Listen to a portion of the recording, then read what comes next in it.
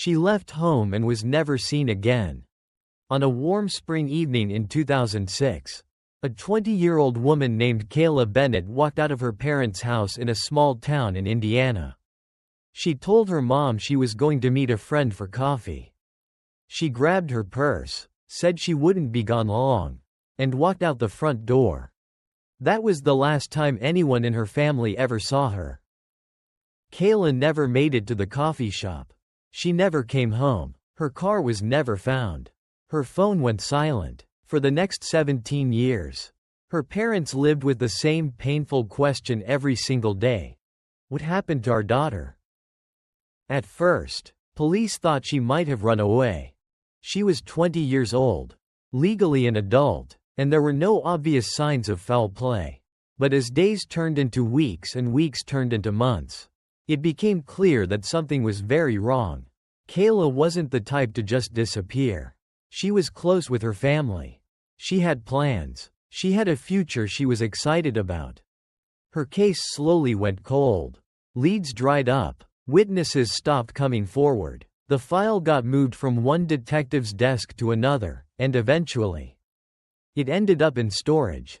For 17 years, Kayla Bennett was just another missing person. One more name on a long list of people who had vanished without a trace. Then, in 2023, everything changed. A cold case detective decided to take another look at her file. He sent some old evidence to a lab that used technology most people had never heard of back in 2006. Within a few months, they had answers, not just about where Kayla had gone, but about what had really happened to her. This isn't one of those stories where everything wraps up neatly, but it is a story about how persistence, new science, and one family that never stopped hoping finally brought answers after nearly 2 decades of silence. Today on Shadow Files, we're going to walk through the disappearance of Kayla Bennett. We're going to look at why the case went cold so quickly, what investigators missed the first time around, and how one breakthrough finally revealed what really happened after she left home that evening and was never seen again. Disclaimer. Before we continue, I want to be clear. We tell these stories with respect for the victims and their families. We focus on the facts and the investigation process. We will not sensationalize or dramatize violence. These are real people, and we treat their stories with the seriousness they deserve. Kayla Bennett was 20 years old in the spring of 2006. She lived in a small town called Greenfield, Indiana, about 20 miles east of Indianapolis. She was the middle child in a close-knit family. Her parents, Mark and Linda Bennett, had raised her and her 2 siblings in the same house where Kayla still lived. She had an older brother, Jason, who was already married and living in another town, and a younger sister, Megan, who was 16 at the time. Kayla had just finished her second year at a local community college. She was studying to become a teacher and was working part-time at a daycare center. People who knew her described her as responsible, kind, and a little shy. She wasn't someone who stayed out late or took unnecessary risks. Most evenings, she came straight home after work or class and spent time with her family or helped her younger sister with homework. On the evening of May 8, 2006, Kayla finished her shift at the daycare around 5:30 p.m. She came home, had dinner with her parents, and helped her sister with a school project. Around 7:45 p.m., she told her mom that she was going to meet a friend for coffee at a place called the Daily Grind in downtown Greenfield. She said she wouldn't be gone long and that she had her phone with her. Her mother, Linda, later said that Kayla seemed completely normal that evening. She was in a good mood, talking about a lesson plan she was working on for the daycare. She grabbed her purse, gave her mom a quick hug, and walked out the front door. That was the last time Linda ever saw her daughter. When Kayla didn't come home by 10:30 p.m., her parents started to worry. They tried calling her cell phone. It rang a few times but eventually went to voicemail. They called her friend, the one she was supposed to meet for coffee, and found out that Kayla had never shown up. The friend had tried calling her too but got no answer. By midnight, Mark and Linda were driving around town looking for her. They checked the coffee shop, the daycare where she worked, and a few other places she sometimes went. There was no sign of her. Around 1 a.m., they called the police and reported her missing. Officers responded and took the report. Because Kayla was 20 years old and legally an adult, and because there were no immediate signs of foul play, the initial response was limited. Police checked local hospitals and jails. They put out a description of Kayla and her car to other departments. But without evidence of a crime, there wasn't much more they could do that first night. The next morning, Kayla's car was found parked behind an abandoned building on the outskirts of town. The doors were unlocked. Her purse was on the passenger seat. Her phone was on the floor. There were no obvious signs of a struggle inside the vehicle. This changed everything. Police now treated the case as a missing person investigation with possible foul play. They brought in search dogs and searched the area around where the car was found. They re-interviewed everyone who had seen Kayla in the days leading up to her disappearance. They looked into her phone records and bank activity. There was no activity on her phone or bank account after the evening she left home. One person who came up during the investigation was a man named Derek Harlan, who had worked at the same daycare as Kayla. Co-workers said he had asked her out a few times and seemed upset when she turned him down. He had no criminal record, and when police questioned him, he claimed he had been at home with his parents the night Kayla disappeared. His parents confirmed his alibi. As days turned into weeks, the investigation continued but didn't produce any solid leads. There were no sightings of Kayla after she left home. No activity on her phone or bank account. No ransom demands. It was as if she had simply vanished. Because there was no clear evidence of a crime and no strong suspects, the case slowly lost momentum.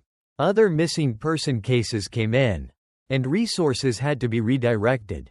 By the end of 2006, Kayla Bennett's disappearance had gone cold. For her family, the pain was almost unbearable. Every day without answers felt like torture. Her parents kept her bedroom exactly the way it was.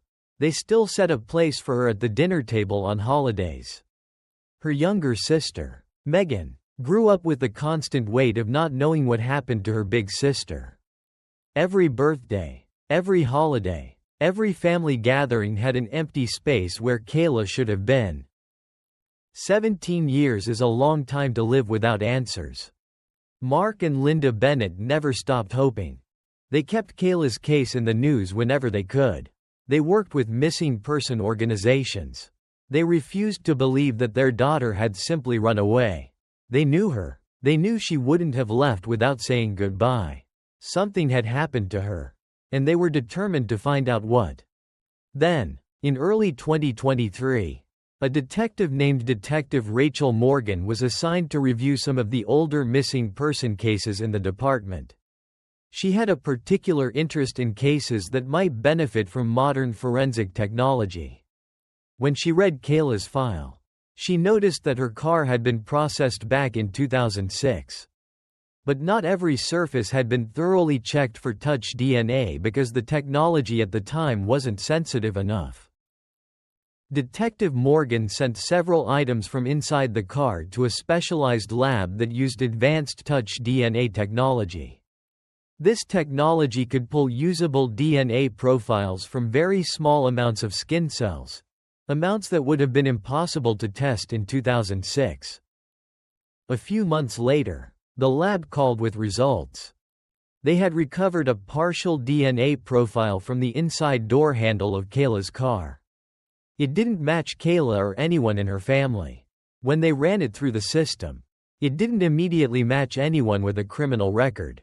But then they uploaded the profile to a genetic genealogy database, something that had only become widely used in criminal investigations in the last few years. Within weeks, they had a lead. The DNA was linked to a family line that included Derek Harlan, the same man who had worked at the daycare with Kayla and had asked her out. Detectives obtained a warrant and collected a fresh DNA sample from Derek Harlan, who was now in his early 40s. When they compared it to the evidence from Kayla's car, it was a match. That was the break they had been waiting for. Detectives brought Derek Harlan in for questioning. At first, he denied knowing anything about Kayla's disappearance. But as the evidence mounted, the DNA from her car, phone records showing he had been in the area that night, and a coworker who remembered him acting strangely around that time, his story started to fall apart. Eventually, he confessed. He told investigators that he had followed Kayla after she left the coffee shop that night. He said he had forced her to pull over and got into her car. What happened next was tragic. He panicked afterward and left her body in a remote area outside of town. He had gone back to his normal life and stayed under the radar for 17 years. Using the information from his confession, investigators were able to locate Kayla's remains in 2023. After 17 years, her family finally had answers about what happened to her. They were able to give her a proper burial and say goodbye. Derek Harlan was charged with Kayla Bennett's murder. He eventually pleaded guilty and was sentenced to life in prison. For Kayla's family, the resolution brought a complicated but necessary kind of closure.